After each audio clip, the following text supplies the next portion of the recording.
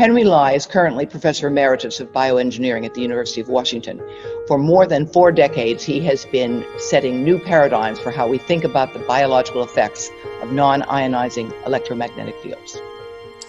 Neurological effects of non-ionizing electromagnetic fields, and we will concentrate on radiofrequency radiation, which is 200 kilohertz to 300 gigahertz in frequency, and is part of the non-ionizing radiation range because the wave does not carry enough energy to break chemical bonds in molecules.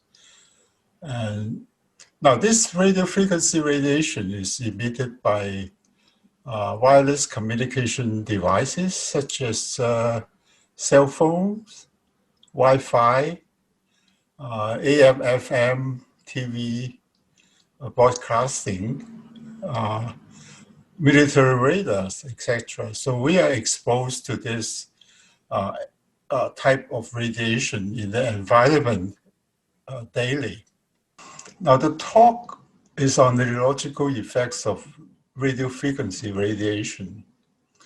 These are effects on the nervous system, and there are reports on morphological, chemical, functional changes after exposure to radiofrequency radiation. Now, this is actually not surprising because the nervous system is an electric organ, and it's very likely that it can be affected by electromagnetic fields.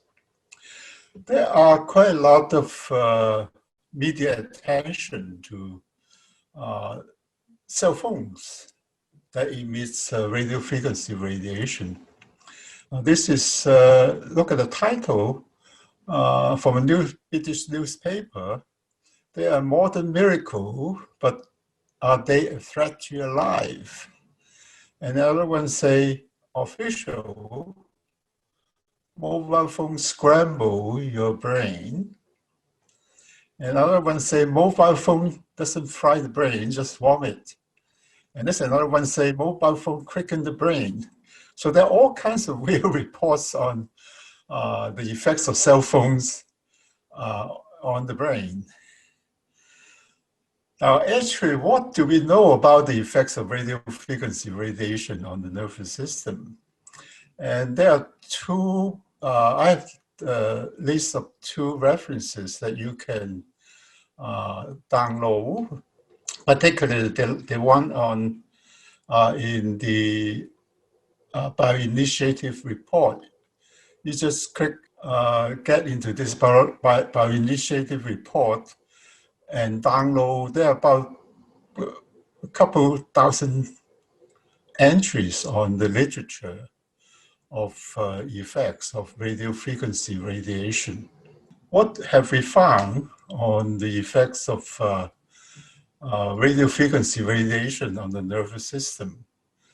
First, there are changes in the EEG, electroencephalographs. That means the electrical activities of the brain is affected by exposure to radiofrequency radiation. Particularly, there are changes in sleep EEG, something called non-rapid eye movement sleep. And there are reports of people using cell phone have problem in sleep. And another topic is there's an increase in permeability of the blood-brain barrier. The blood-brain barrier is a structure that protects the brain by blocking entry of exogenous chemical into the brain. So it's a protective structure.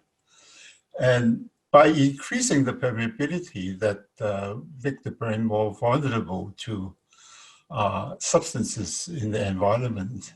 And one thing that's interesting is that these changes in permeability of the blood-brain barrier can occur at very low environmental level of radiofrequency radiation. Of course, there are also reports in changes in neurotransmitters. They are chemicals that transmit signals from one nerve cell to another. For example, acetylcholine. We will talk about that more later. And there are also changes in cognitive functions in humans and animals, and affects the development of the nervous system in neonatal animals. Since 2007, there are more than 40 studies reporting increase in free radicals in the brain after exposure to radiofrequency radiation. Now, free radicals are a chemical which can damage the molecules in cells, and they could possibly mediate the neurological effects of radiofrequency radiation. And that's why people take vitamin C daily, because vitamin C is something that counteracts free radicals. Another thing is that we'll talk about this also later on, a structure in the brain called the hippocampus, which is responsible for long-term and short-term memory and involve the cholinergic system. There are more than 50 studies since 2007 reporting effects of radiofrequency radiation on the hippocampus. So the acetylcholine system in the hippocampus is involved in Alzheimer's disease. And they are involved in spatial memory. There are two types of memories, spatial memory. One is short-term memory, and the other one is long-term memory. How do you test short-term memory in animals? We use something called a 12-arm radio maze. So we put a piece of food at the end of each arm. So put the animal in the hub. The animal is supposed to go into each arm and take the food and eat, come out and choose another one, another arm. And so the best way to do this is to go into the arm once. That's the most efficient way. Now, in two groups of animals, we irradiate one with microwave, which is a form of radiofrequency radiation. And the other one is so-called sham exposed. They are not exposed to the radiation. Now, which is similar to when you're shopping in the supermarket and you don't have a list of what you're going to buy. And when you check out and you find that you have picked up 2 chickens, 3 pieces of pork, that means you have some problem in this short-term memory functions. This is exactly what happened to the rats after they exposed the microwave. Now look at this chart. We're training the animal to get food from the arms, and we record how many times they enter each arm. Over time, for the sham exposed animal, they learn at the end they only enter once, or even less than once. It's become less and less, they make less and less mistakes. They will enter the arm once and then take the food out and eat. But for the microwave exposed animal, they have problem in learning and remembering which arm they had entered. That's why they make errors even after days of training. Now, this is an indication that radiofrequency radiations affects short-term memory functions. Another form of spatial memory is so-called long-term memory. This is type of memory that we have when we have a map of the city and we know how to drive home every day after work. And it's also involved the cholinergic system in the hippocampus. Now, how do we test long-term memory in animals? We use something called a water maze. It's a swimming pool, a circular swimming pool with a submerged platform in the water. Now, we put the animal into the water, and eventually we swim around and we land on the platform because they don't like in the water at all. Now, how do you learn this? So we take another analogy. If you're Captain Cook, you have to go from the Pacific Northwest to Australia. You use different types of navigational instruments, and you check and you have maps and things like that, and you find your way to Australia. But another way to do this, which is simple, you don't have to learn anything, is to go southwest. It's a big continent, you should hit it in a way.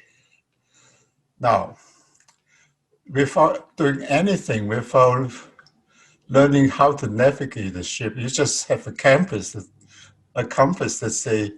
that allow you to go southwest. So we train our animal to land on the platform, to learn where the platform is. And at the end, we took away the platform and give a test to the animal. They learned. Now this is what happened. We chart the swimming pattern. The platform was here, located here. Now the first two are microwave exposed animal. If you're Captain Cook, you know that you are somewhere in the area of Australia and they could not find it. You would sail around the area and try to find it. This is what happened to the animal that are not irradiated with radio frequency radiation. They would swim around the area where the platform was and try to locate the platform. But for those animals that were exposed to radio frequency radiation, they would swim around everywhere. So they completely lost. And that's exactly what happens if you just go southwest from Seattle to Australia, and then you miss Australia. And pretty soon you will find that you're sailing the world, the ocean, everywhere. That's the indication that the exposure to radio frequency radiation can affect long-term memory. Actually, it's not that difficult that you cannot find Australia. The Dutch explorer Tasman, 100 years before Captain Cook sailed to Australia, the area of Australia, he only found a big island, which is now called Tasmania, and he missed the whole continent of Australia, mainland. And the sea east of Australia is called the Tasman Sea. This is a cartoon that came out in the newspaper. At that time, when we make this discovery, NASA was sending a lander to Mars. And it was landed, but they never heard from them again. And the cartoon say, this is what happened. Which of you wants to risk microwave memory loss and answer NASA on the cell phone? And that's why they never heard from them again. Now, actually, the picture is more complicated than the cholinergic system. Radiofrequency radiations, actually, in further research, we found that they cause the release of a stress hormone, which is called the cortical releasing factor. And then they affect opioid systems in the body, in the brain, and they involve different types of receptor and affect both the frontal cortex cholinergic system and the hippocampal cholinergic system that affects memory loss in long-term and short-term memories. There's another form of man-made electromagnetic field in the environment, which is the extremely low frequency electromagnetic field, which is less than 300 hertz. These are the field that emitted by electrical appliances, by power lines, and we are actually exposed to that every day. We also study this type of extremely low frequency radiation or electromagnetic fields. The neurological effects of extremely low frequency electromagnetic field is very similar to those of the radio frequency radiation. They also cause loss in long-term and short-term memory functions. So the summary is that exposure to radio frequency radiation can affect the nervous system, leading to functional changes such as sleep and memory functions. The effects may involve free radicals and endogenous opioid, which could be an indication of stress. There are reports indicating that radiofrequency radiation exposure can increase the risk of neurological degenerative diseases such as Alzheimer's disease, ALS, and particularly in occupational exposure levels, which is a lot higher than what we exposed to in the general environment. So that's the end of the talk.